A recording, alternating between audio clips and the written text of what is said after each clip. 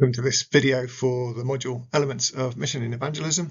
In this video, we're going to think about one particularly big idea in mission thinking. So this big idea in mission thinking is that mission begins with God, not the church. That may sound obvious, but it wasn't obvious for lots of the history of the church. It was a shift in thinking, particularly in the 1950s and 60s and onwards, to the idea that instead of the church being the focus of the mission, first of all, it is all about God being missional. The Latin term for this is the Missio Dei, which gets used quite a lot in the writing around these ideas, but it simply means the mission of God. And that the point is that God is missional. It's not just that God sends us off on missions, but that God is, by God's own nature, missional. The very nature of God is to be engaged in and to have mission in mind and at the heart of who God is. As I say, it goes back to some earlier ideas from Karl Barth and others, challenging the self-importance of the church, particularly after Nazi Germany and so on, and the failures of the church to withstand what was happening there. Karl Barth sort of humbled the church and put the focus again on the character of God. Who is God? God is missional. This comes as well from a very Trinitarian perspective, the idea that God is the sender who sends the Son and the Spirit as well, and calls us to participate in this sentness, if you like. So God is the sender, sending the Son and the Spirit, and calls us to participate. But this concept of the Missio Dei has been used more broadly than in that very sort of strict Trinitarian sense, largely to affirm the idea that God is first of all at work in the world, being missional, and calls us to join in. And that sort of idea of the Missio Dei, of God being missional, is used in that very much more broad sense of God being at work in the world, and it's for us to discern where God is and to join in with God. Here's a popular quote from Tim Dearborn that captures some of this shift in thinking. It's not the Church of God that has a mission in the world, but the God of mission that has a church in the world. I'll say that again. It's not the Church of God that has a mission in the world, but the God of mission that has a church in the world. In other words, there's a shift from thinking, it was as though God and God's mission was almost possessed by the church.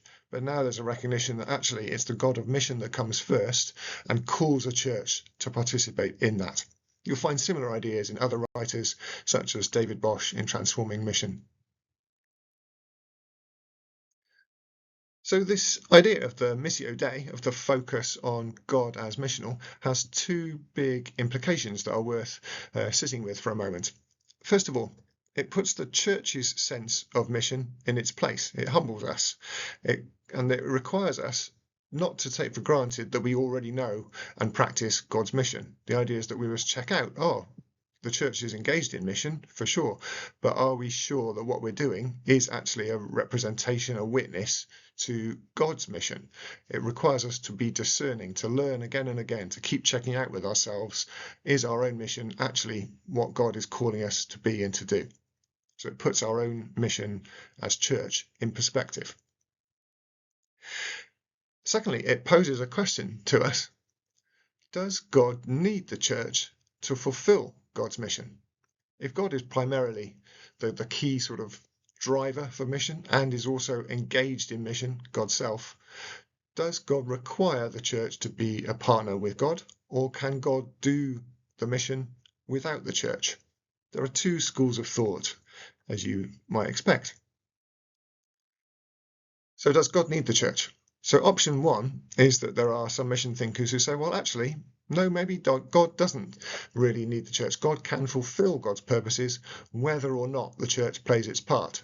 It doesn't mean that God is completely indifferent to the activity of the church, but it's that this option, first of all, recognises that the church often does fall short of God's own mission, that we fail to do it. Can it possibly be the case that in view of our own shortcomings, God would not have a way of fulfilling God's mission? And so this option says, well, no, God surely has means of fulfilling God's mission. Considering the shortcomings of the church, God will find a way, one way or another. But then there's a second option, which says that Well, it may be the case that the church is flawed in its pursuit of God's mission, and it may be that we don't have a monopoly on fulfilling God's mission and God's purposes. But God still gives the church a key role to play. So it's as though God, yes, understands that God will perhaps need to be working beyond the limits of the church, but God still gives a particular distinctive vocation to the church to witness to and to play its part in God's mission.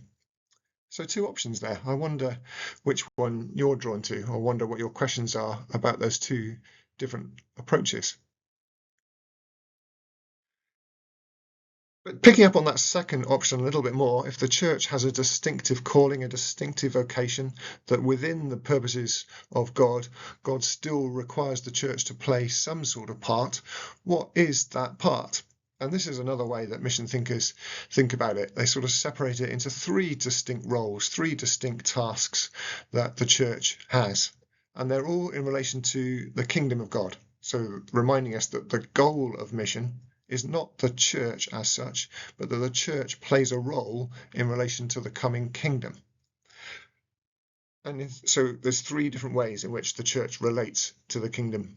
First of all, that it's called to be a sign of the kingdom.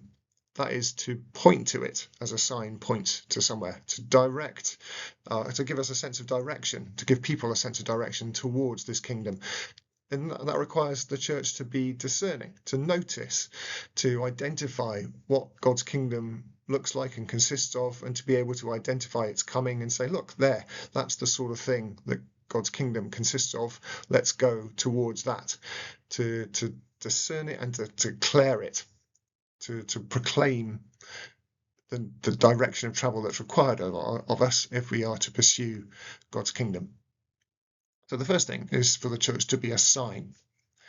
The second thing is for the church to be what's sometimes called a foretaste, or sometimes some people call it a sacrament of the kingdom, which is to say that when people encounter the church, they should get a flavour of what the kingdom is like. They should get, if you like, the first course of the kingdom. This doesn't mean the church pretends to be or purports to be the fullness of the kingdom. No, it should know itself to be only part of it, only a glimpse of it, only a flavour of it, only a foretaste. But still, it does give people, or it's called to give people, a genuine glimpse, flavour, taste of what the kingdom is like. And so that in the church's shared life, as we live out being church with one another, we should embody something of the kingdom. Even in our frail, flawed ways, we should still embody something of the genuine nature of the kingdom and energize people in their pursuit of it too. So that when people encounter the church, they encounter a community of people that is trying to live it out and to help each other to live it out. So the second thing there is for the church to be a foretaste of the kingdom, but not claiming to be the full feast.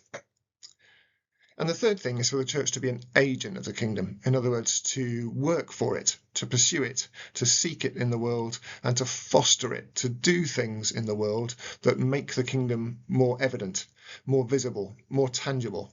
So to further it in the world, to advance the nature of the kingdom of justice and peace and compassion and healing and reconciliation.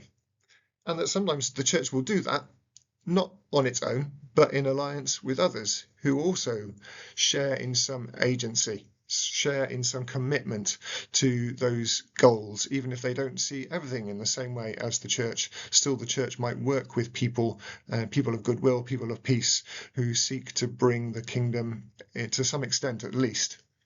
So those three different roles all say that the church does have some part to play, but that we do not have some complete monopoly on it or some control over it. It's still God giving us this role, and these roles are for the church to be a sign of the kingdom, pointing towards it, to be a foretaste of it, giving people a glimpse and flavour of it, and to be an agent of the kingdom, working for it in the world. When we come together, we might discuss these a little bit more. How are our churches signs of the kingdom? How are they discerning it? How are they declaring it? How are they helping people to do this? How are our churches foretastes of the kingdom, embodying it, however inadequately, in our shared life, and energizing people to to be foretastes of it in their own lives as well. And how are our churches agents of the kingdom, furthering it in the world in friendship, in alliance with others whose interests overlap with ours? But at the very least, this big idea of the Missio Dei, this shift to the focus on God, it sort of has a central question running through it that perhaps I've not quite touched on yet in this video. And that's the idea, well, okay, God is missional, but what are God's mission goals? What is God aiming at? If you like, you can speak of it in terms of God's purposes. What are the purposes of God's mission? What is God oriented towards? What is God seeking to bring about? I mentioned justice and peace and compassion and healing and reconciliation. Those are certainly elements, aspects of God's purposes for creation. But I wonder if the church's mission is principally to see ourselves in relation to the kingdom. What is this kingdom like then? Where do we get a glimpse of it? How do we understand it more fully? How do we know it? And what does it look like to pursue it? That's the central question for us. If this idea of the Missio Dei is helpful and enlivening for us, well, how do we know what this mission consists of, the God's purposes and the kingdom to which God calls us? We'll consider this more when we meet together.